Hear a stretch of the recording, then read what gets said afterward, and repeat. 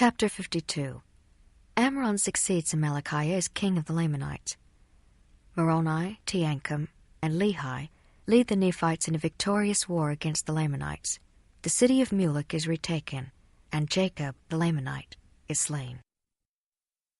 And now it came to pass in the 26th year of the reign of the judges over the people of Nephi, behold, when the Lamanites awoke on the first morning of the first month, behold, they found Amalickiah was dead in his own tent.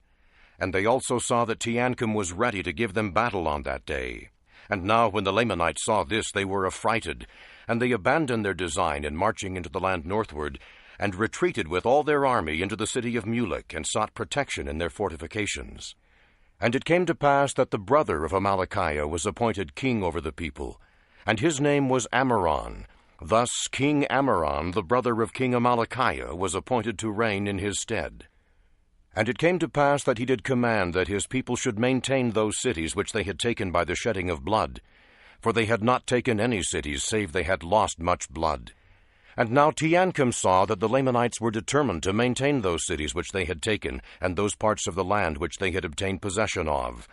And also seeing the enormity of their number, Teancum thought it was not expedient that he should attempt to attack them in their forts. But he kept his men round about, as if making preparations for war. Yea, and truly he was preparing to defend himself against them, by casting up walls round about and preparing places of resort. And it came to pass that he kept thus preparing for war, until Moroni had sent a large number of men to strengthen his army.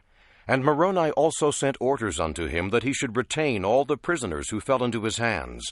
For as the Lamanites had taken many prisoners, that he should retain all the prisoners of the Lamanites as a ransom for those whom the Lamanites had taken. And he also sent orders unto him that he should fortify the land bountiful, and secure the narrow pass which led into the land northward, lest the Lamanites should obtain that point, and should have power to harass them on every side. And Moroni also sent unto him, desiring him that he would be faithful in maintaining that quarter of the land, and that he would seek every opportunity to scourge the Lamanites in that quarter, as much as was in his power, that perhaps he might take again by stratagem or some other way those cities which had been taken out of their hands, and that he also would fortify and strengthen the cities round about which had not fallen into the hands of the Lamanites. And he also said unto him, I would come unto you, but behold, the Lamanites are upon us in the borders of the land by the west sea, and behold, I go against them, therefore I cannot come unto you.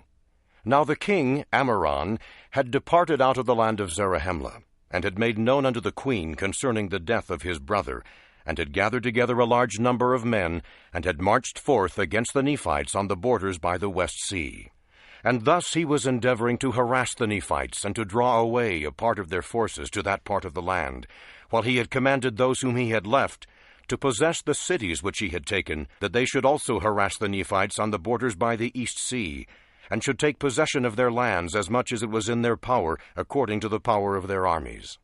And thus were the Nephites in those dangerous circumstances in the ending of the 26th year of the reign of the judges over the people of Nephi.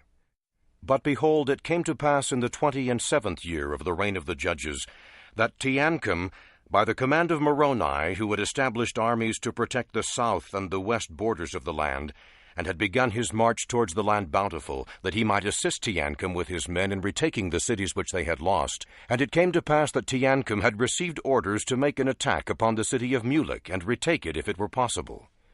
And it came to pass that Teancum made preparations to make an attack upon the city of Mulek, and march forth with his army against the Lamanites. But he saw that it was impossible that he could overpower them while they were in their fortifications. Therefore he abandoned his designs, and returned again to the city bountiful to wait for the coming of Moroni, that he might receive strength to his army. And it came to pass that Moroni did arrive with his army at the land of Bountiful, in the latter end of the 27th year of the reign of the judges over the people of Nephi. And in the commencement of the 28th year, Moroni and Teancum and many of the chief captains held a council of war, what they should do to cause the Lamanites to come out against them to battle, or that they might by some means flatter them out of their strongholds, that they might gain advantage over them and take again the city of Mulek.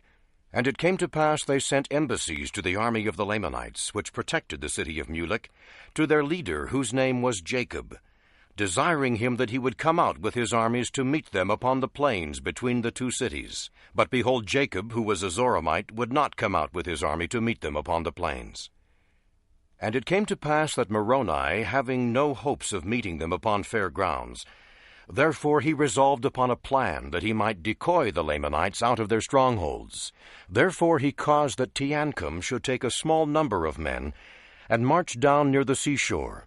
And Moroni and his army by night marched in the wilderness on the west of the city Mulek. And thus on the morrow, when the guards of the Lamanites had discovered Teancum, they ran and told it unto Jacob their leader. And it came to pass that the armies of the Lamanites did march forth against Teancum, supposing by their numbers to overpower Teancum because of the smallness of his numbers.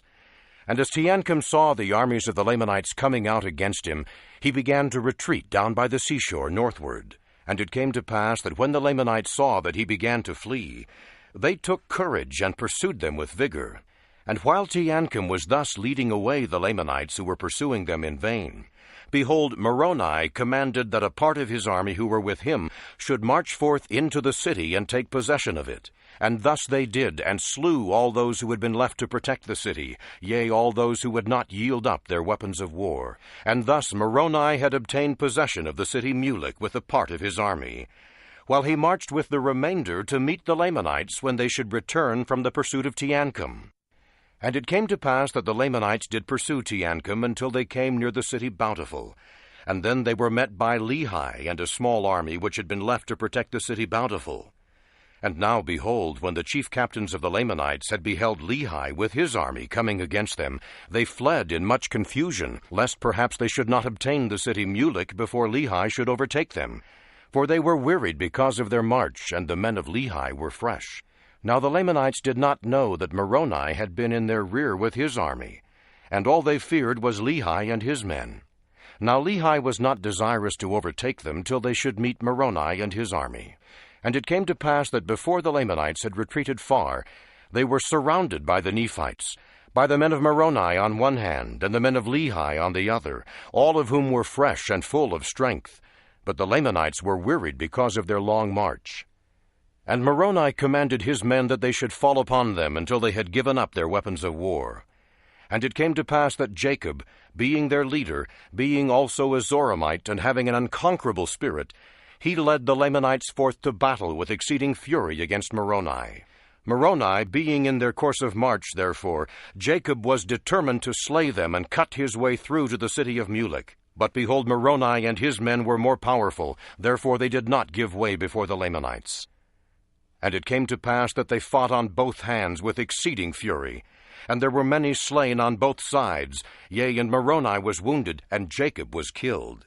And Lehi pressed upon their rear with such fury with his strong men, that the Lamanites in the rear delivered up their weapons of war, and the remainder of them, being much confused, knew not whither to go or to strike.